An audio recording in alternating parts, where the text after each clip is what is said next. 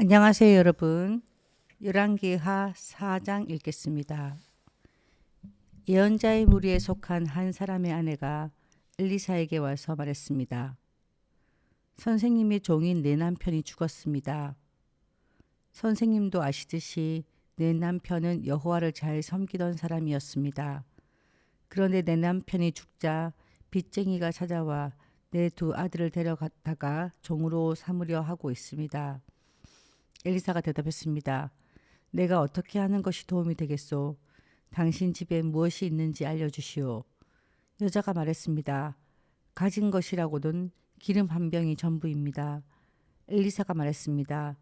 이웃 사람들에게 가서 빈 그릇을 있는 대로 빌려오시오. 그릇을 조금 빌리지 말고 많이 빌리시오. 그리고 당신은 두 아들만 데리고 집에 들어가서 문을 닫으시오. 그런 다음 빌려온 항아리마다 기름을 부어 채워지는 대로 옮겨 놓으시오. 그 여자는 엘리사 앞에서 물러난 뒤 아들들만 데리고 집으로 들어가 문을 닫았습니다. 아들들이 빈 그릇을 가져오면 여자가 거기에 기름을 부었습니다. 그릇마다 기름이 가득 차게 되자 여자가 아들에게 말했습니다. 다른 그릇을 가져오너라. 아들이 말했습니다. 이제는 그릇이 더 없습니다. 그러자 기름이 더 이상 나오지 않았습니다. 여자가 엘리사에게 가서 그 사실을 알려주었습니다. 엘리사가 여자에게 말했습니다. 가서 기름을 팔아 빚을 갚으시오. 당신과 당신의 아들들은 남은 것을 가지고 살아갈 수 있을 것이오. 어느 날 엘리사가 수넴으로 갔습니다. 그곳에는 한 귀부인이 살고 있었습니다. 그 여자는 엘리사에게 자기 집에서 머물며 음식을 먹으라고 간절히 부탁했습니다. 그래서 엘리사는 그곳을 지날 때마다 그 집에 들러 음식을 먹고 갔습니다. 남자가 자기 남편에게 말했습니다. 내가 보기에 우리 집 앞으로 자주 지나다니는 엘리사는 하나님께서 거룩하다고 여기는 사람입니다. 지붕 위에 작은 방 하나를 만들고 그 방에 엘리사를 위해 침대와 책상과 의자와 등잔대를 들여 놓읍시다. 그래서 엘리사가 우리 집에 들을 때마다 그 방에서 묵어 갈 수 있게 합시다. 어느 날 엘리사가 그 여자의 집에 와서 그 방에 들어가 쉬었습니다.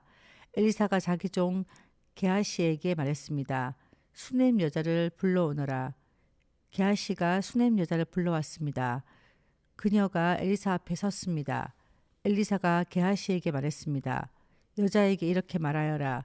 보시오, 당신이 우리를 위해 이렇게 세밀하게 준비했군요. 내가 당신을 위해 무엇을 해주면 좋겠소? 왕이나 군대 사령관에게 부탁할 것이 있으면 말해보시오. 여자가 말했습니다. 아닙니다. 나는 내 백성과 함께 살고 있으니 별 어려움이 없습니다. 엘리사가 말했습니다. 그렇다면 저 여자를 위해 무엇을 해주면 좋을까? 게하시가 대답했습니다. 저 여자는 아들이 없고 남편은 늙었습니다. 엘리사가 말했습니다. 여자를 불러오너라. 게하시가 다시 여자를 부르자 여자가 문간에 와서 섰습니다. 엘리사가 말했습니다. 내년 이맘때쯤에 당신은 아들을 품에 안고 있을 것이요. 여자가 말했습니다. 아닙니다. 하나님의 사람이시여. 당신의 여종을 속이지 마십시오. 그 여자는 엘리사가 말한 대로 임신하여 그 다음 해에 아들을 낳았습니다. 아이가 자랐습니다. 어느 날 그 아이가 자기 아버지에게 갔습니다. 그의 아버지는 곡식을 거두는 사람들과 함께 있었습니다. 아이가 갑자기 자기 아버지 앞에서 외쳤습니다. 아이고 머리야, 아이고 머리야. 아버지가 종에게 말했습니다. 이 아이를 어머니에게 데려가거라. 종이 그 아이를 그의 어머니에게 데려갔습니다. 아이는 낮 12시까지 어머니 무릎 위에 누워 있다가 죽고 말았습니다. 어머니가 아이를 안고 올라가 하나님의 사람이 쓰는 침대에 눕혀 놓았습니다. 그리고 문을 닫고 나왔습니다. 여자가 자기 남편을 불러 말했습니다. 종 한 명과 나귀 한 마리를 보내주세요. 빨리 하나님의 사람에게 다녀와야겠어요. 여자의 남편이 말했습니다. 왜 오늘 그에게 가려 하오? 오늘은 초하루도 아니고 안식일도 아니지 않소. 여자가 말했습니다. 걱정하지 말아요. 괜찮을 거예요. 여자가 나귀의 안장을 지우고 종에게 말했습니다. 나귀를 몰아라. 내가 말하기 전에는 늦추지 말라. 그리하여 여자는 갈멜산에 있는 엘리사에게 갔습니다. 엘리사는 멀리서 여자가 오는 모습을 보고 자기 종 게하시에게 말했습니다. 저기 보아라, 수냄 여자가 오고 있구나. 달려가 여자를 맞이하여라. 그리고 안녕하십니까? 남편도 안녕하시고 아이도 잘 있습니까? 하고 물어보아라. 여자가 대답했습니다. 다들 잘 있습니다. 그러더니 여자가 산에 있는 엘리사에게 와서 그의 발을 붙잡았습니다. 게하시가 가까이 와서 여자를 떼어놓으려 하자 엘리사가 말했습니다. 그대로 두어라. 여자가 큰 슬픔에 빠져 있다. 여호와께서는 이 일을 나에게 숨기시고 아무 말씀도 해주지 않으셨다. 여자가 말했습니다. 선생님, 나는 아들을 달라고 말한 적이 없습니다. 오히려 거짓말을 하지 말라고 말씀드리지 않았습니까? 엘리사가 게하시에게 말했습니다. 길을 떠날 채비를 하여라. 내 지팡이를 손에 들고 서둘러 떠나라. 가다가 누구를 만나도 인사하지 마라. 누가 인사를 하더라도 대꾸하지 마라. 내 지팡이를 그 아이의 얼굴 위에 놓아라. 그러나 아이의 어머니가 말했습니다. 여호와의 살아계심과 당신의 살아계심을 두고 맹세하지만 나는 선생님 곁을 떠나지 않겠습니다. 그래서 엘리사도 자리에서 일어나 여자를 따라갔습니다. 게하시가 먼저 가서 지팡이를 아이의 얼굴 위에 올려놓았습니다. 그러나 아이는 소리도 내지 않고 움직이지도 않았습니다. 게하시가 돌아와서 엘리사를 맞이하며 말했습니다.